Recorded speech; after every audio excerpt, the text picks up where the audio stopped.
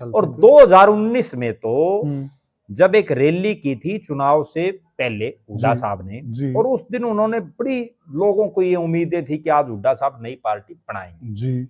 और यहां तक भी चर्चाएं चल पड़ी थी कि उन्होंने किसी अपने खास के नाम जो है पार्टी रजिस्टर्ड करवा दी जी। बिल्कुल सही कहा। फिर एक चर्चा ये भी चली कि अभी पार्टी रजिस्टर्ड तो हो जाएगी या हो गई है, लेकिन वो चुनाव चिन्ह का कोई मामला था जी जी। तब उस दौरान ये चर्चाएं भी चली कि हुड्डा साहब अपने लोगों को शरद पवार की जो पार्टी है एनसीपी जी, राष्ट्रवादी कांग्रेस पार्टी, उसके घड़ी के चुनाव चिन्ह पर चुनाव लड़ाएंगे जी। पूरी चर्चाएं थी बिल्कुल।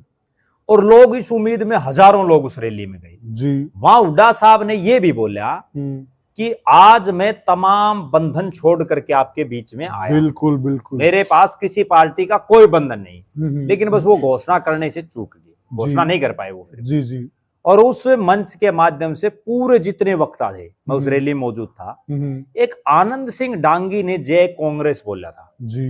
और उस जय कांग्रेस का हश्र ये हुआ था आनंद सिंह डांगी के साथ कि उसके बाद वो एमएलए का चुनाव आ रहे जी जी महम से बलराज कुंडू जीते बिल्कुल, क्योंकि वहां एक चर्चा महम में ये चल पड़ी भाई ये तो हुड्डा कभी लात मार सकता है डांगी साहब तो जी बिल्कुल ठीक है ना, तो उसमें लोगों ने फिर हरा दिया उनको जी। तो इसी तरह के कयास हुड्डा साहब के ऊपर कई सालों से लग रहे हैं।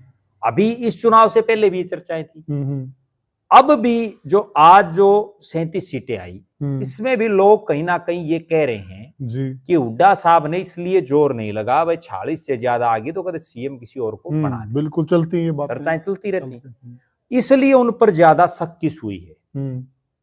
वरना आप एक चीज देखेंगे कि मोदी जी तो और नेताओं से भी मिल रहे थे और किसी का नाम नहीं आया ना। अब इन दो का बड़े जबरदस्त तरीके से चल रहा है मामला और हो भी सकता है, हरियाणा इस चीज का गवाह है।